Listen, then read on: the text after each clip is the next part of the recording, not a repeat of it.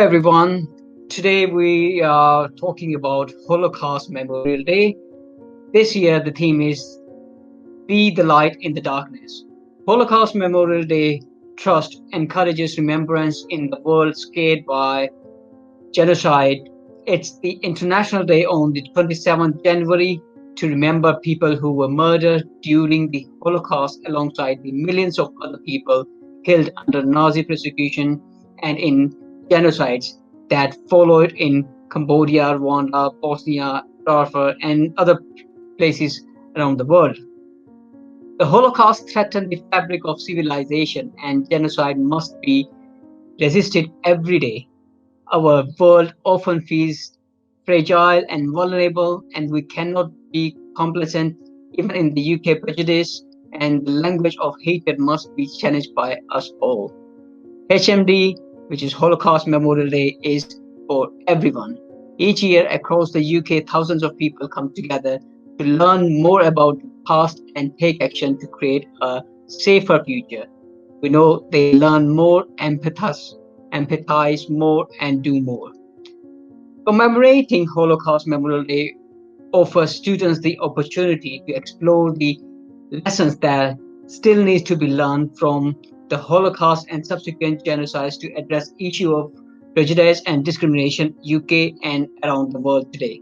I believe as an education institute, our university and colleges has its responsibility to make students learn how to live in harmony with other communities having distinct views.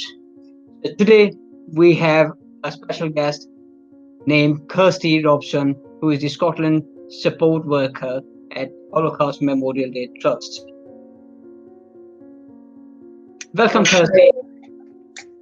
Lovely to be here. Thank you for having me. Very welcome.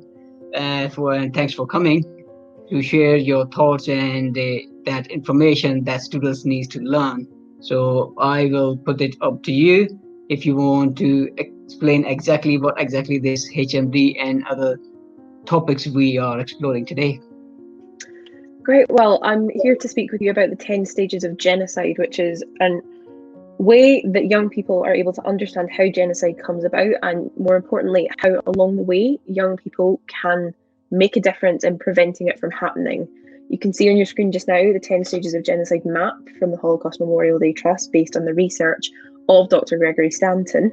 And you can see there are clearly stages, words that you recognise of how human beings are treated that lead to a genocide. Genocide never just happens. It's always a set of circumstances which occur that build a climate where genocide can take place. But at each stage, preventative measures can happen in order to stop genocide. This process isn't linear and stages can occur simultaneously.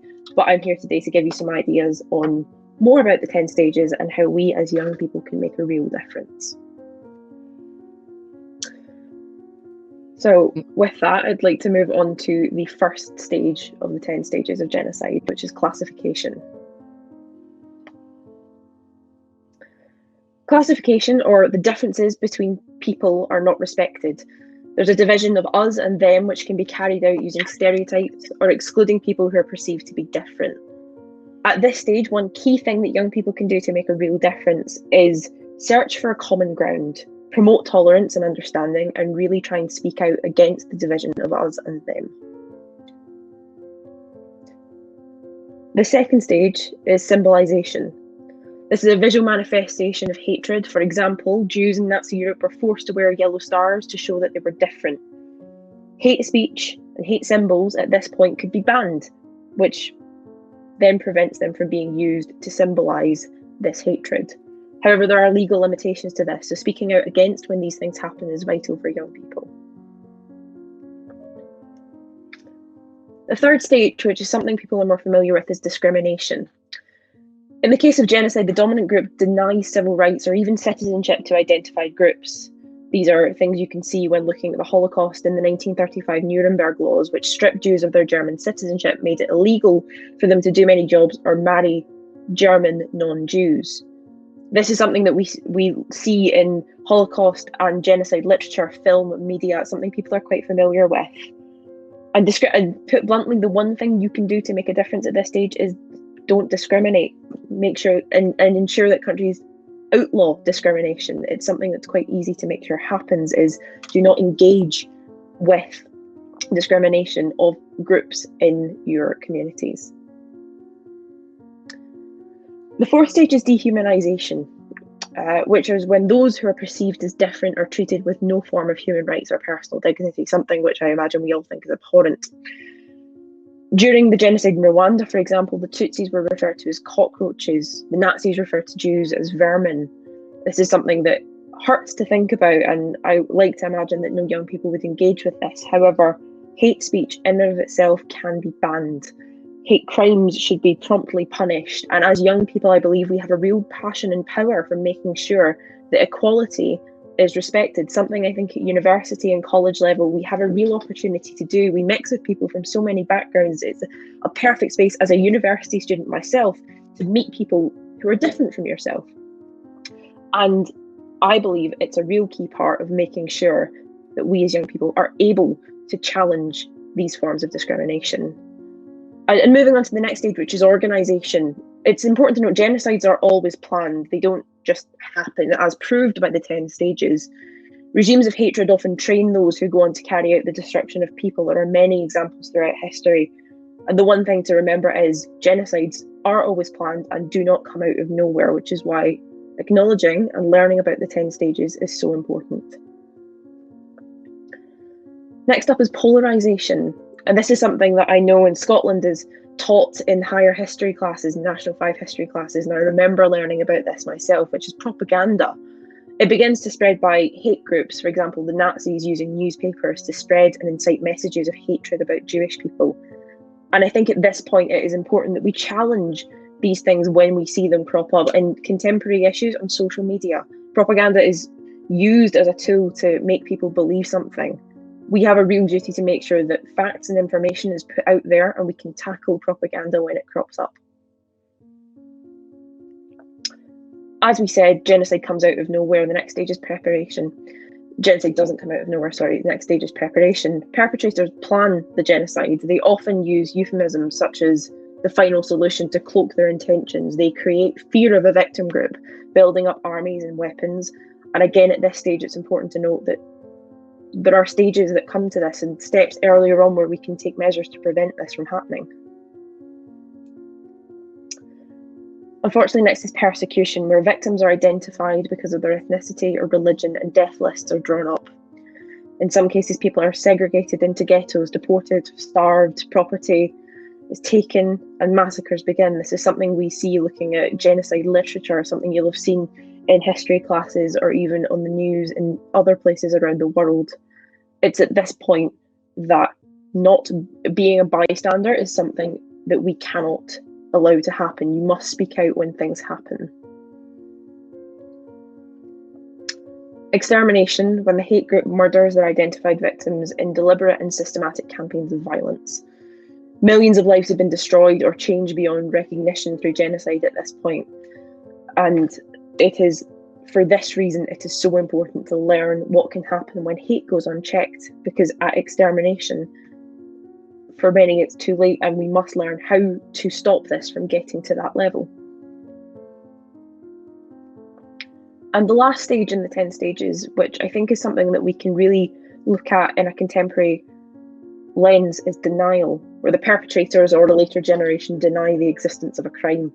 This is something we see in the media and on social media, in print news and books so frequently, especially Holocaust denial, which then breeds this rhetoric where it's acceptable to question historical fact. It is not acceptable to question whether the Holocaust happened. There are survivors who give their testimony that prove to us that they were there and this happened. By listening to a survivor testimony, which I encourage many of you to go away and do, you become the witness to their truth and the witness to history. You become somebody who can say, I heard the testimony of a survivor and I know that this happened and I can challenge denial. We must speak out against denial whenever it crops up, which brings me nicely on to the theme for Holocaust Memorial Day 2021, which is Be the Light in the Darkness. And I believe that that theme, especially at student level, gives us a real opportunity to do something brilliant.